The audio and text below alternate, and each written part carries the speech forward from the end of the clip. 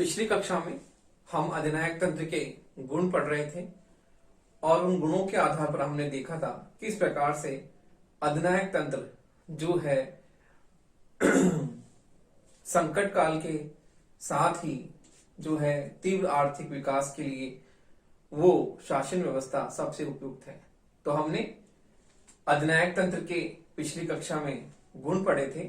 अब हम अधिनायक तंत्र में जो कमियां दोष रह गए हैं उसके बारे में चर्चा करते हैं कि अधिनायक तंत्र में जो है प्रमुख दोष क्या है। तो देखिए, अब हम अधिनायक तंत्र के दोष पढ़ते हैं कि अधिनायक तंत्र के दोष क्या है। तो देखिए, अधिनायक तंत्र के दोष।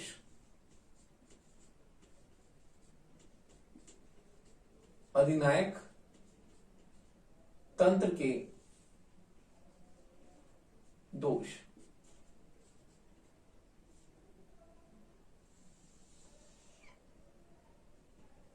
देखिए, अधिनायक तंत्र के अधिनायक तंत्र के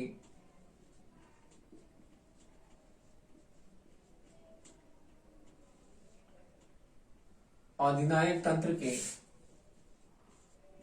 निम्नलिखित दोष हैं।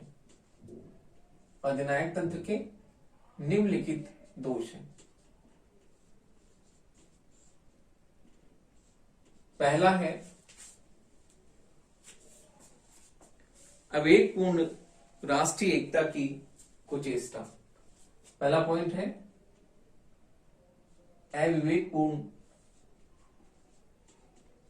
अविवेकपूर्ण राष्ट्रीय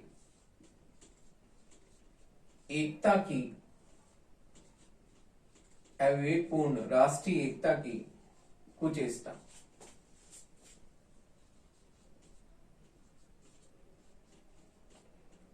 तो देखिए, हम देखते हैं कि अधिनायक तंत्र में राष्ट्रीय एकता जो है बहुत ही महत्वपूर्ण है और अधिनायक तंत्र हम देखते हैं किस प्रकार से राष्ट्रीय एकता को एक उस सूत्र में पिरोकर रखता है। तो अधिनायक तंत्र में हम देखते हैं कि शासन व्यवस्था में दलीय अनुशासन के कारण, कठोर दलीय अनुशासन के कारण हम देखते हैं कि राष्ट्रीय एकता हमें दिखाई देती है। लेकिन राष्ट्रीय एकता जो है किन साधनों के द्वारा हम देखते हैं कि इसमें जो है उसका निर्माण किया जाता है। तो लोकतंत्र में हम संवैधानिक और लोकतांत्रिक साधनों के द्वारा राष्ट्रीय एकता की स्थापना की बात करते हैं, जबकि शासन में हिंसा और किस प्रकार से जो है हम देखते हैं कि असंवैधानिक, गैर संवैधानिक साधनों के द्वारा राष्ट्रीय एकता का निर्माण किया जाता है। तो हम देखते हैं कि शासन व्यवस्था में राष्ट्रीय एकता का जो निर्माण किया जाता है अनुचित साधनों के द्वारा होता है। तो हम देखते हैं कि इस शासन व्यवस्था में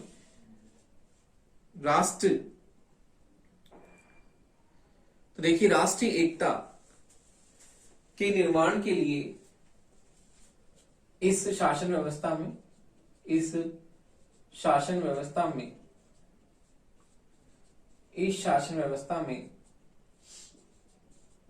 राष्ट्रीय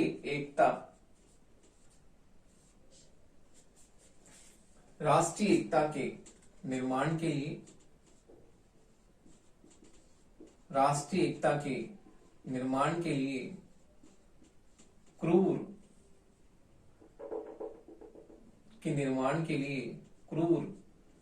व हिंसक तथा अनुचित साधनों का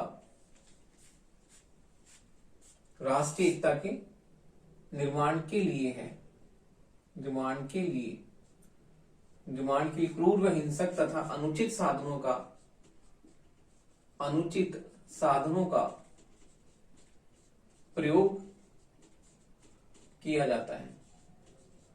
अनुचित साधनों का प्रयोग किया जाता है, जो कि प्रयोग किया जाता है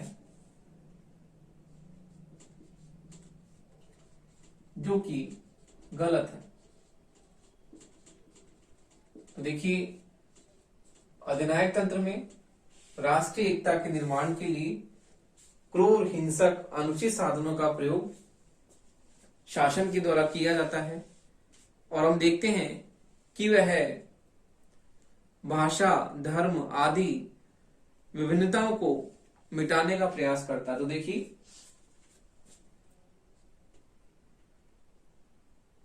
भाषा, धर्म, जाति, रहन सहन आदि आदि की विभिन्नताओं को आदि की विभिन्नताओं के बीच एकता के स्थान पर आदि की विभिन्नताओं के बीच एकता के स्थान पर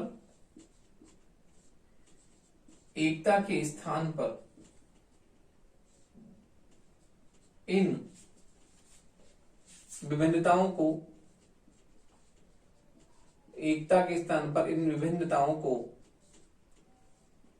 मिटाने का, इन विभिन्नताओं को मिटाकर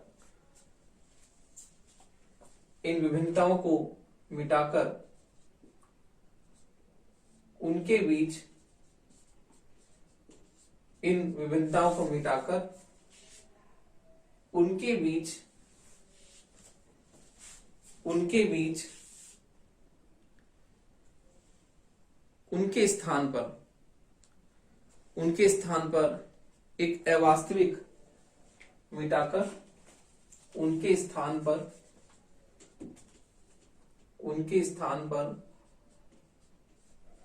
एक अवास्तविक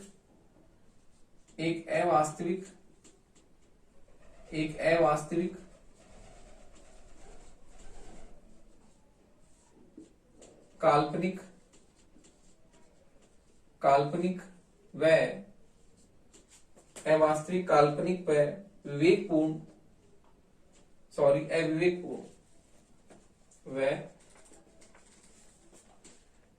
अविवेकपूर्ण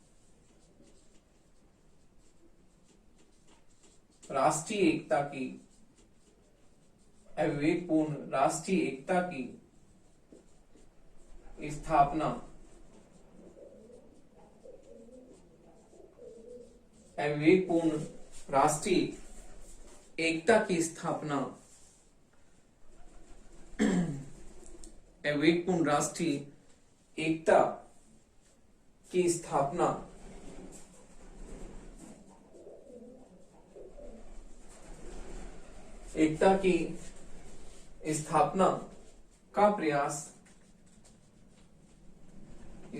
का प्रयास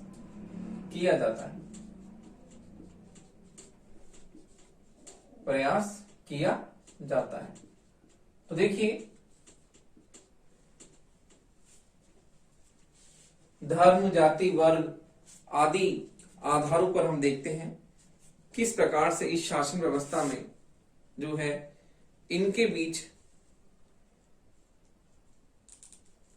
विभिन्नताओं को मिटाने के स्थान पर जो है एक अवास्तविक और काल्पनिक जो है राष्ट्रीय एकता की स्थापना की बात की जाती है। तो इस प्रकार हम देखते हैं कि जहां लोकतांत्रिक शासन व्यवस्था में हम देखते हैं कि धर्म, जाति आदि विभिन्नता के बीच एकता की स्थापना की बात जो है लोकतंत्र में की जाती है, जबकि इस शासन व्यवस्था में हम देखते हैं कि इन विभिन्नताओं के इस मिटाने के जो है इन विभिन्नताएं, धर्म, जाति, भाषा आदि विभिन्नताओं के बीच एकता की स्थापना लोकतंत्र में की जाती है, जबकि इस शासन व्यवस्था में इन विभिन्नताओं को मिटाकर उनके स्थान पर एक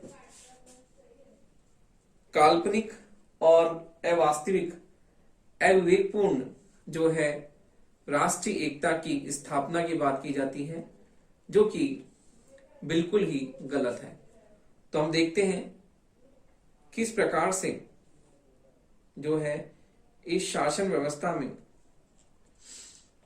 हम देखते हैं कि ये स्थिति गृह युद्ध को जन्म देती है और गृह युद्ध के साथ ही राज्य के विभाजन तक हो जाता है। जैसे कि हम देखते हैं कि किस प्रकार से पाकिस्तान और बांग्लादेश में देखते हैं कि हम पाकिस्तान में कैसे पूर्वी पाकिस्तान और बांग्लादेश में किस प्रकार से राज्य का विभाजन हुआ। तो इस प्रकार हम देखते हैं कि इस शासन व्यवस्था में राष्ट्रीय एकता को विभिन्नताओं के बीच में एकता स्थापित करने के स्थान पर इन विभिन्नताओं को मिटाकर राष्ट्रीय एकता की स्थापना की जाती है, जो कि बहुत ही अवास्तविक और अकाल्पनिक है। अगला हम देखते हैं, अगली जो इसका दोष है वह है स्वयं में त्रुटिहीन समझने की भूल। तो देखिए स्वयं में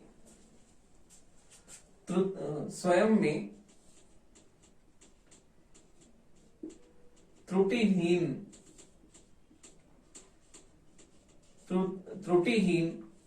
समझने की भूल। स्वयं में त्रुटिहीन समझने की भूल। तो देखिए ये शासन व्यवस्था अपने आप को सही मानती है और शासक वर्ग स्वयं को त्रुटिहीन मानता है और अपने अबुद्धि व अविवेकपूर्ण कार्यों को सर्वश्रेष्ठ मानता है। तो देखिए इस शासन व्यवस्था में शासक वर्ग स्वयं को त्रुटिहीन मानता है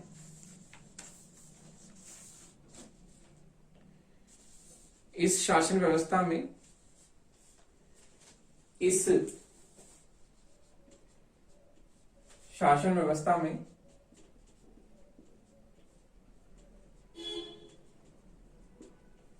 शासक वर्ग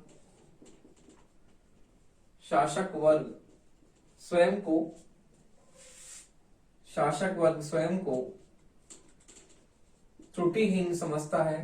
त्रुटिहीन का मतलब कोई गलती नहीं करने वाला, त्रुटिहीन समझता है तथा अपने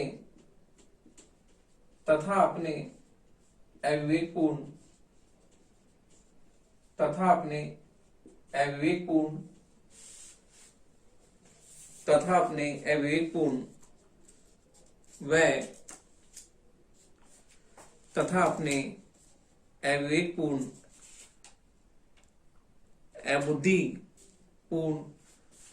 अविवेकपूर्ण विचारों व कार्यों को ही सर्वश्रेष्ठ मानता है। विचारों व कार्यों को ही सर्वश्रेष्ठ मानता है। तो देखिए इसमें हम देखते हैं कि शासक वर्ग जो है किस प्रकार इस शासन व्यवस्था में शासक वर्ग स्वयं को त्रुटिहीन समझता है कि मैं कोई गलती नहीं कर सकता और अपने आप को पूर्ण मानता है और अपने आप को सही मानता है, जबकि हम देखते हैं कि उसके अविवेकपूर्ण और अबुद्धिपूर्ण उसके विचार व कार्य को ही सर्वश्रेष्ठ मानता है, जो कि हम देखते हैं वास्तव में किस प्रकार से उसके कार्य हैं। जैसे कि हम देखते हैं कि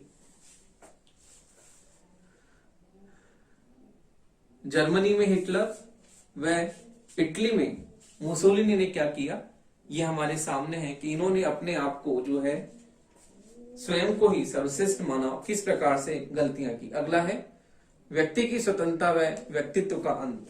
तो देखिए इसमें व्यक्ति की स्वतंत्रता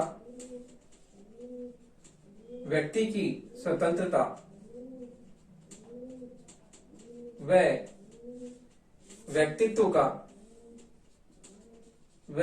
व्यक्तित्व का अंत। तो देखिए इसमें शासन व्यवस्था में व्यक्ति की स्वतंत्रता का अंत और उसके व्यक्तित्व का अंत हमें दिखाई देता है कि ये है राज्य के सावयव सिद्धांत में आस्था रखता है। तो यह राज्य के सावयव एकता सिद्धांत में विश्वास रखता है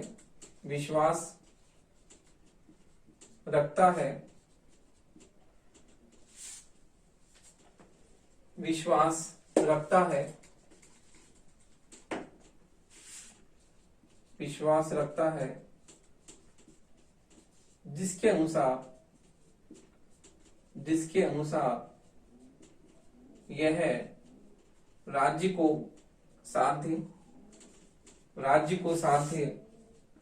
व व्यक्ति को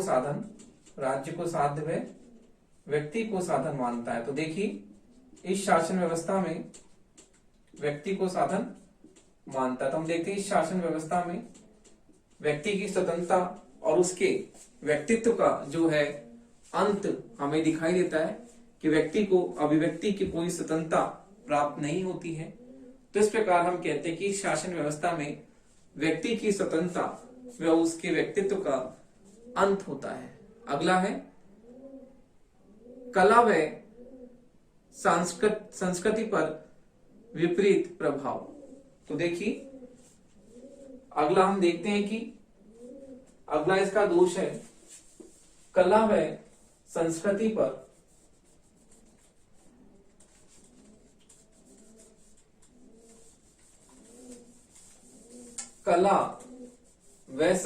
पर विपरीत प्रभाव।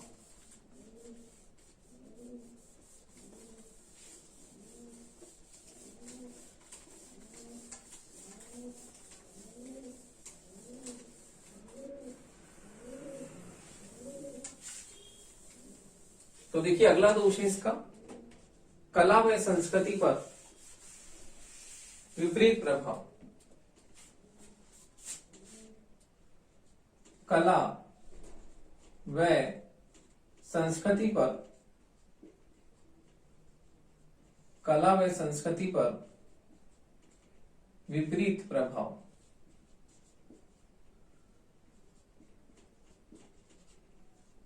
देखिए यह है अधिनायक तंत्र निरंकुश राज्य में अधिनायक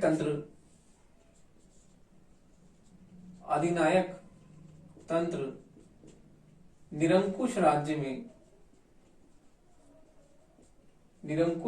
में विश्वास करता है। निरंकुश राज्य में विश्वास करता है। निरंकुश राज्य में विश्वास करता है। अतः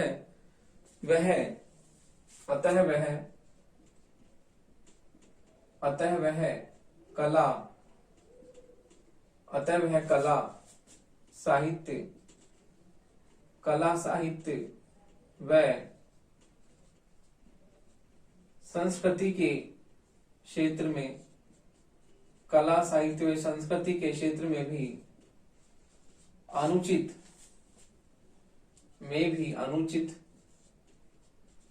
हस्तक्षेप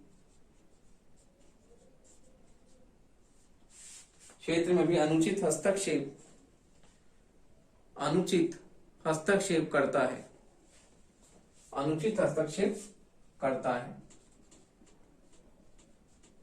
जिससे कला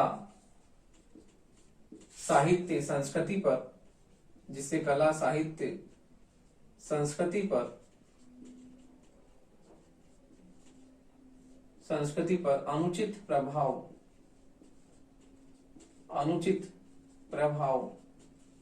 पड़ता है। तो देखिए अधिनायक तंत्र निरंकुश तंत्र में विश्वास करता है, जिसमें हम देखते हैं कि निरंकुश तंत्र में कला साहित्य व संस्कृति के क्षेत्र में अनुचित हस्तक्षेप किया जाता है और इस कारण से कला, साहित्य व संस्कृति पर अनुचित जो है प्रभाव पड़ता है।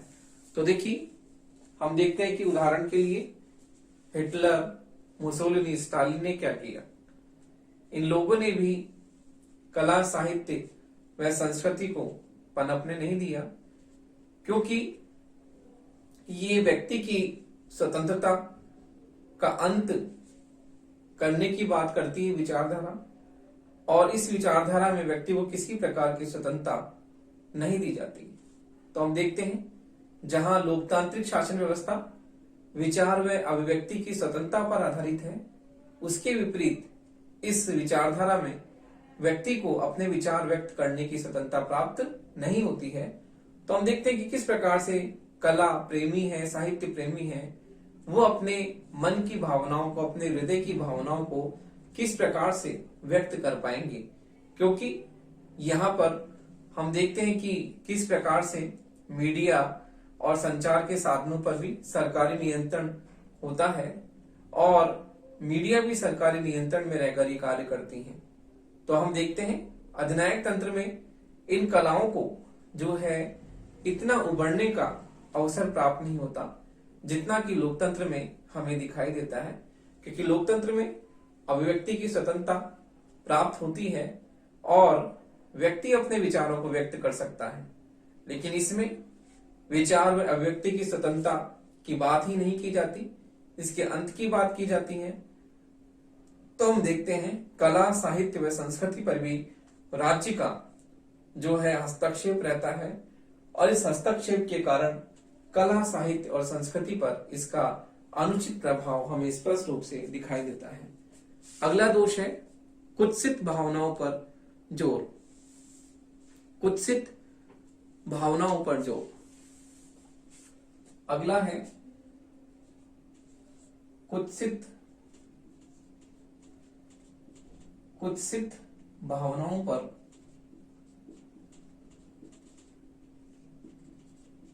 जोर। कुत्सित भावनाओं पर जोर।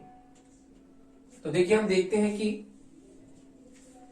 अधिनायक तंत्र जो है जनता पर, अधिनायक तंत्र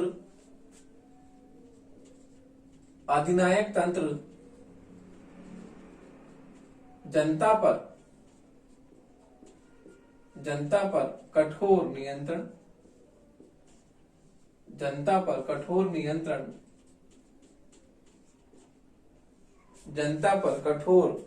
नियंत्रण बनाए रखने के लिए कठोर नियंत्रण बनाए रखने के लिए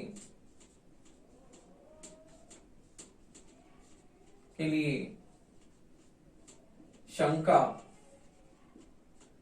भय व संघर्ष का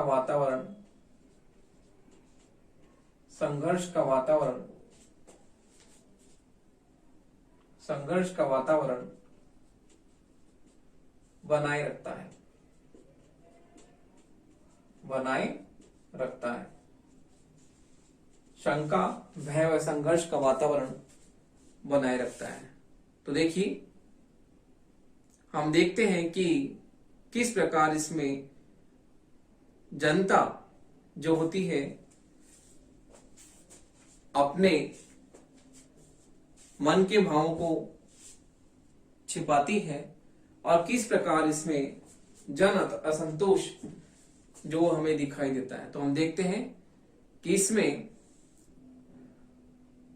हम देखते हैं कि षड्यंत्र होते रहते हैं, जैसे कि पाकिस्तानी जो है, पाकिस्तान में अयूब खान या चीन में माओवादी जो भी आंदोलन हुए, तो हम उसमें देखते हैं किस प्रकार से वहां पर ये संघर्ष हमें व्याप्त दिखाई दिया और इस प्रकार हम देखते हैं कि वहां पर षड्यंत्र होते रहते हैं। अगला इसका दोष है उत्तराधिकारी संबंधी दोष। उत्तराधिकारी संबंधी दोष, उत्तराधिकारी संबंधी दोष।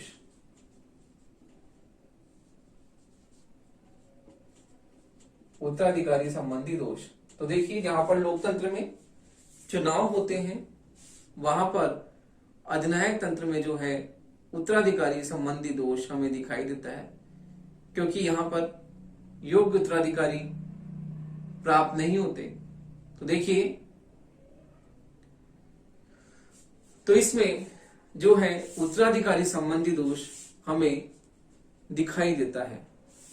तो हम देखते हैं कि अधिनायक तंत्र में उत्तराधिकारी संबंधी दोष जो होता है किस प्रकार से हमें दिखाई देता है। तो इसमें उत्तराधिकारी संबंधी दोष हम देखते हैं कि पहला तो यह है कि दो तरह से दोष दिखाई देता है कि अयोग्य व्यक्तियों की भीड़ होती है, अयोग्य व्यक्तियों की भीड़ होती है। तो यह हमें उत्तराधिकारी संबंधी दोष दो तरह से दिखाई देता है। पहले तो अयोग्य व्यक्तियों की भीड़ होती है, तो इसमें योग्य व्यक्ति को ढूंढना बहुत ही मुश्किल कार्य है कि उनके पास में कोई योग्यता का अनुभव प्राप्त नहीं होता। दूसरा है, यदि अधिनायक की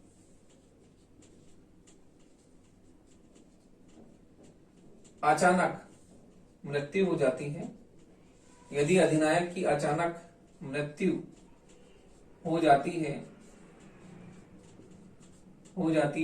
और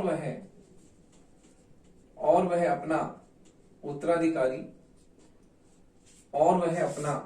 उत्तराधिकारी घोषित नहीं कर पाता है, तो हम देखते हैं उस समय भी जो उत्तराधिकारी संबंधी दोष हो जाता है। तो इसमें भी हम देखते हैं उत्तराधिकारी के लिए जो है संघर्ष होता है। तो हम देखते हैं कि जैसे कि लेनिन की मृत्यु के बाद में ट्राटस्की और स्टालिन में भी ऐसा संघर्ष हमें देखने को मिला। तो हम देखते हैं कि उत्तराधिकारी संबंधी दोष इस शासन व्यवस्था में जो है अक्सर व्याप्त रहता है। अगला है क्रांति व षड्यंत्र का वातावरण। तो देखिए, क्रांतिकारी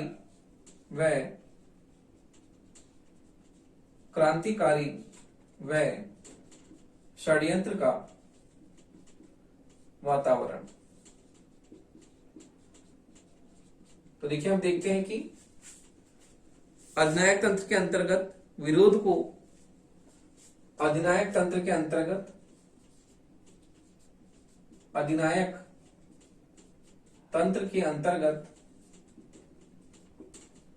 विरोध को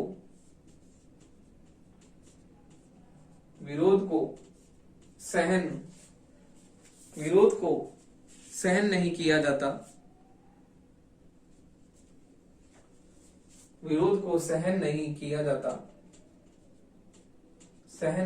जाता, और जनमत निर्माण के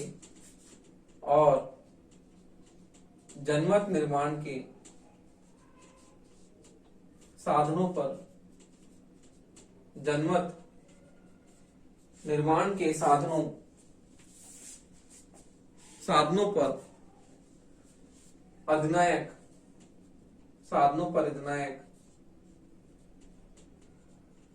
पूर्ण नियंत्रण रखता है। तो देखिए, हम देखते हैं कि अधिनायकवाद में जनमत के निर्माण के साधनों पर अधिनायक अपना पूरा नियंत्रण रखता है, और हम देखते हैं कि इस स्थिति से शासन की नीति से मतभेद रखने वालों का, तो देखिए इस स्थिति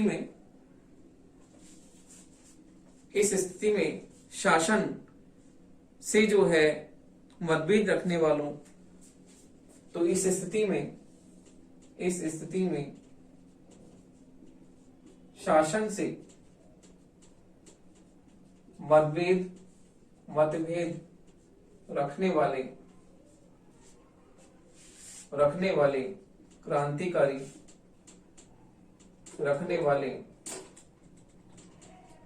क्रांतिकारी व षड्यंत्रकारी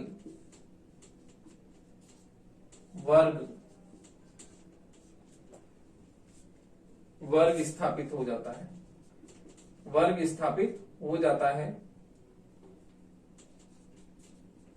क्रांतिकारी व षड्यंत्रकारी वर्ग स्थापित हो जाता है, जो कि समय पाने पर कभी भी शासन के विरुद्ध, क्योंकि शासन की नीतियों से असंतोष व्याप्त रहता है, असहमति रहती है, तो कभी भी जो है वो संघर्ष कर सकते हैं, षड्यंत्र कर सकते हैं और शासन का तख्ता पलट हो जाता है, शासन परिवर्तित हो जाता है। तो इस प्रकार से हम देखते हैं कि अधिनायक तंत्र में षड्यंत्र का वातावरण जो है सदैव ही बना रहता है। तो इस प्रकार हमने अधिनायक तंत्र के गुण और दोष दोनों पढ़े।